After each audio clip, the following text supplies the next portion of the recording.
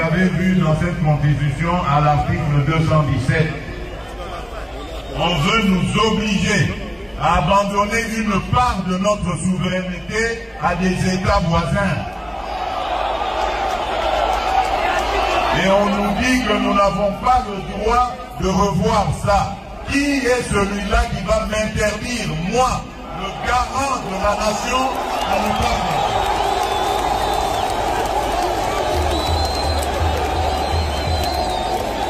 Je vous confirme encore ce que j'avais dit à Kisangani.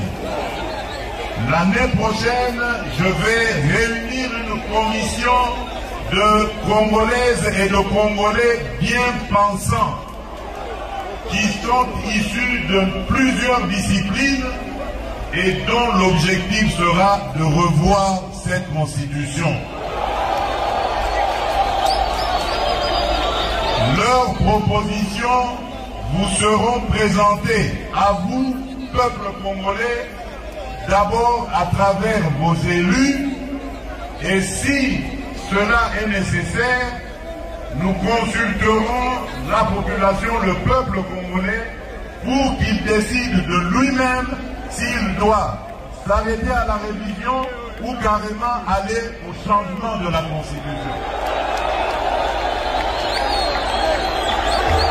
Et personne, vous avez entendu, personne ne changera mon avis sur cette question.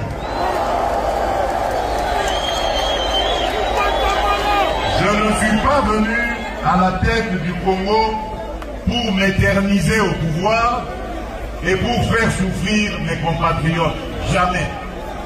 Tout ce que je fais, tout ce à quoi je pense, c'est au bonheur de mes compatriotes, au développement de mon pays. Parce qu'un jour, je vais devenir ex-président et je vais vivre dans ce pays auprès des miens. Je voudrais circuler dans toutes les provinces, aller et venir avec ma famille, avec mes amis et rencontrer mes compatriotes dans toute la République démocratique du Congo et en toute paix. Et c'est ça que je suis en train de préparer pour nos générations futures. Peut-être que je n'arriverai pas à tout réaliser, mais l'essentiel pour moi, c'est d'installer le pays sur de bons rails, des rails qui vont permettre au Congo d'aller tout droit vers son développement. Et personne ne m'empêchera de réfléchir de cette manière et d'avoir cette approche. Et je mets en garde tous ceux, politiques ou autres, qui voudraient aller dans le sens de manipuler notre population. Ils vont être exposés face à la justice et à des poursuites de la justice. Le débat est permis et je l'accepte sans problème. Mais la manipulation est interdite, surtout lorsqu'elle est destinée à la subversion, à monter un groupe de Congolais contre d'autres Congolais.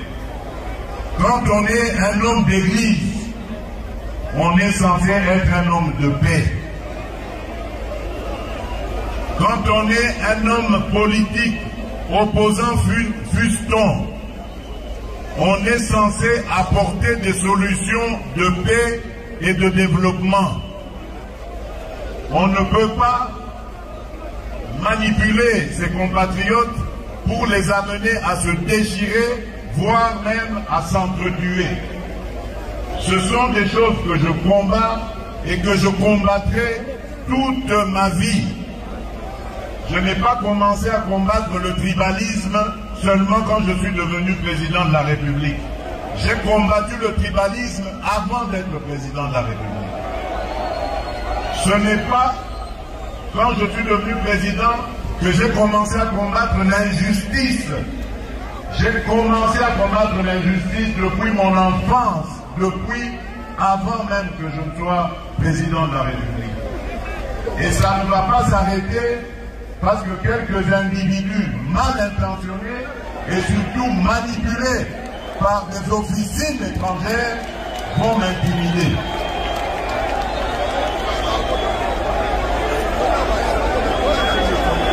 Voilà batoto ya Katanga, batoto ya Lubumbashi, batoto ya Haut-Katanga, ce que j'avais à vous dire en peu de mots. Je suis venu